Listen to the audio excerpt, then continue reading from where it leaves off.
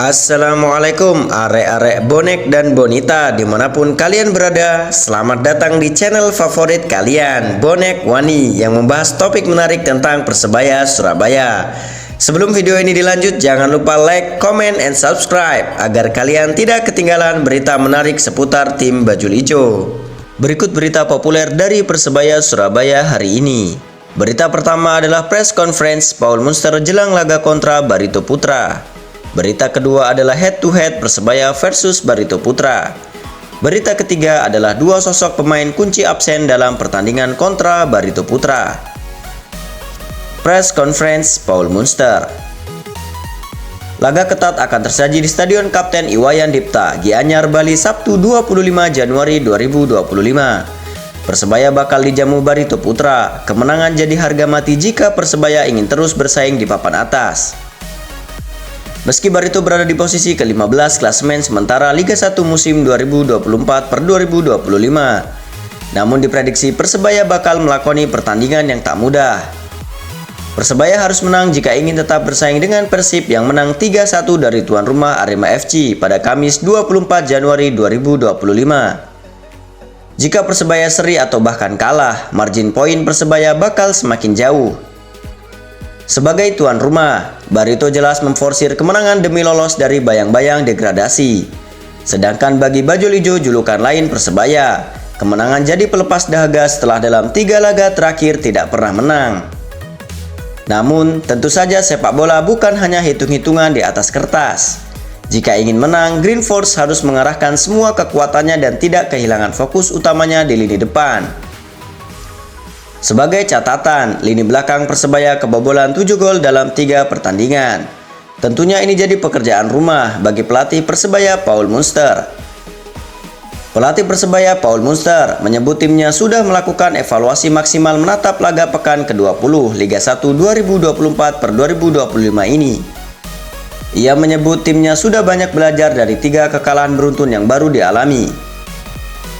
Besok laga penting buat kami mempersiapkan tim dengan baik. Fokus kami memperbaiki detail-detail evaluasi untuk laga besok, kata Paul Munster saat jumpa pers jelang laga Jumat 24 Januari 2025. Menurutnya, kompetisi masih panjang dan timnya tetap bersemangat memburu gelar juara. Ia secara tegas tidak mau meremehkan Barito, meski secara peringkat terpaut jauh dengan Persebaya yang ada di peringkat kedua dengan poin 37. Sedangkan Barito ada di posisi 15 dengan poin 15. Begitu juga pertemuan putaran pertama saat main di Stadion Gelora Bung Tomo. Persebaya menang 2-1. Namun Barito datang dengan semangat berlipat setelah di laga terakhir menang 2-4 dari Madura United. Kemenangan pertama setelah 13 pertandingan puasa kemenangan. Putaran kedua Barito tampil agresif dengan penambahan sejumlah pemain asing baru. Terlebih 2 kekalahan terakhir Persebaya kalah takluk dari tim papan atas, tumbang 3-1 dari PSSS Sleman 11 Januari 2025, kemudian kalah 0-2 dari Malut United 17 Januari 2025. Ekspektasi saya untuk semua pemain, pertandingan besok bisa bangkit, harap Paul Munster. Ia mengaku sangat yakin, 1 kemenangan dari laga ini akan mengembalikan kepercayaan diri tim. Kemenangan sangat dibutuhkan Persebaya untuk bisa tetap bersaing di papan atas. Seperti yang saya katakan, besok malam adalah laga penting. Kami harus segera bangkit dari situasi ini. Paling penting fokus kami adalah pertandingan ini bisa meraih 3 poin. Itu target kami, pungkas Paul Munster. Pemain Persebaya Kadek Raditya menyampaikan hal sama. Ia siap memberikan kemampuan terbaik untuk memberikan kemenangan. Kami pemain sudah sangat siap untuk pertandingan besok, kata Kadek Raditya. Head to head. Di 5 laga terakhir, Barito menang 2 kali, sekali seri dan 2 kali kalah. Sedangkan Persebaya dalam 3 laga terakhir menelan kekalahan 3 kali, sekali seri dan sekali menang. Sedangkan dari head to head atau rekor pertemuan sejak 2022, Persebaya dan Barito sudah bertemu 5 kali. Baik Persebaya dan Barito sama-sama mengoleksi 2 kali kemenangan dan 1 kali pertemuan berakhir seri. Bisa dibayangkan betapa ketatnya laga nanti. Kehilangan 2 pemain kunci dalam pertandingan lawan Barito Putra. Menjelang pertandingan, dua pemain lini tengah Persebaya harus absen. Mereka adalah Francisco Rivera yang masih dalam tahap pemulihan cedera dan Tony Firmansyah yang dipanggil Timnas Indonesia U20. Hal tersebut makin membuat Persebaya kehilangan pemain kreatif yang bisa membantu lini penyerangan untuk menciptakan gol.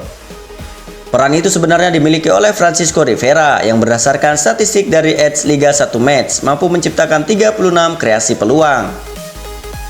Absennya Tony Firmansyah dan Francisco Rivera membuat harapan untuk terciptanya kreasi peluang dari seorang Mohamed Rashid menjadi sangat tinggi. Dari 3 laga terakhir, pemain berusia 29 tahun itu telah menciptakan 6 kreasi peluang. Namun lini depan Persebaya hanya mencetak 1 gol dari titik penalti. Persebaya harus memenangkan laga ini jika tidak mau kalah 4 kali beruntun.